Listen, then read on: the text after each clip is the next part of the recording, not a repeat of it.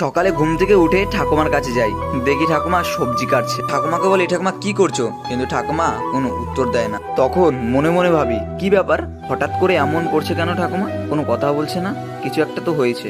একা একা সব কাজ করে যাচ্ছে। যেখানে বাড়ির কিছু কিছু কাজ আমাকে করতে হতো, সেখানে ঠাকুমা নিজে একাই করে যাচ্ছে। আমি ঠাকুমাকে ডাকি, ঠাকুমা কি হয়েছে? ঠাকুমা জল নিয়ে চলে যায় আখার কাছে। তারপরেও আমি ঠাকুমাকে ডাকি, ও ঠাকুমা, ঠাকুমা কি হয়েছে? কিন্তু ঠাকুমা কোনো উত্তর না দিয়ে চলে যায়। নিজেকে খুব খারাপ লাগছে আজকে, কারণ যে ঠাকুমা আমার সাথে কথা না বলে থাকতে পারতো না, আজ সে কথা বলছে না। কিন্তু তাও ঠাকুমাকে ডাকি, ঠাকুমা ডাকে সাড়া নেয়, একবার শুধু তাকায়। তারপরে আমি চলে যাই চান করতে। চান করে যখন বাড়িতে এসে মাথা মুছি, তারপর বলি, আজ কথা বলেই ছাড়বো, কি হয়েছে ঠাকুমার? ঠাকুমা তখন তাকিয়ে বলে, আমার আর ভালো লাগে না রে, সেই ছোট্টবেলা থেকে একভাবে কাজ করে আসছি। এই বলে ঠাকুমা কান্না করে দেয়। ভিডিওটি ভালো লেগে থাকলে অবশ্যই লাইক ও সাবস্ক্রাইব করে দিও ঠাকুমার জন্য।